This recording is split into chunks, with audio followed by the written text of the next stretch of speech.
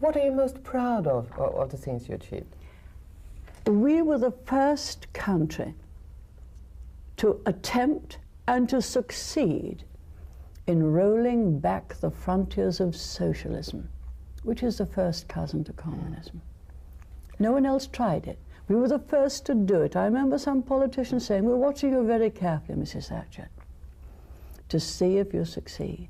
We did, but I had the toughest time. I'd learned something from my father. It's not how you begin a job, it's whether you stick to it and see it through. It's the perseverance that counts. And I knew I had to persevere, and I did. For the first 2.5 years, I had a terrible time. Then I applied to overseas affairs, to the first aggression against Britain in the Falklands, the same rules that I had applied in economics. Responsibility, personal responsibility. We were not going to stand aggression. And we were the first country to say no. But you also had to go through very, very rough times, both as a prime minister and even before that. I mean, in the press you were called Thatcher the Snatcher. You were voted the most unpopular woman in Britain. That's right. They were all the time criticizing you in a very, very personal way. How did you take that?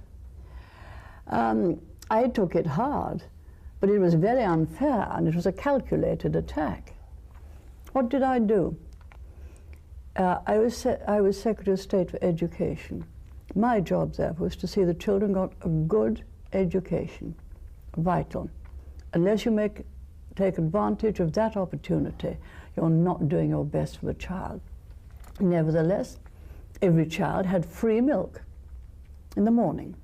Free milk, a third of a pint. And then there were heavily subsidized school meals.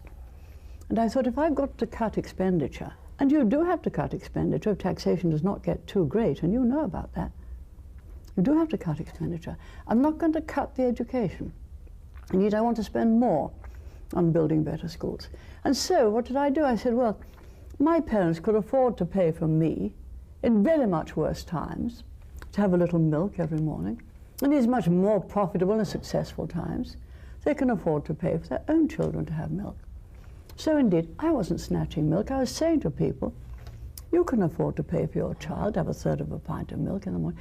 This, of course, milk snatcher, all the socialists came up. Socialists don't like people to do things for themselves. Socialists like to get people dependent on the state. You never build a great society that way.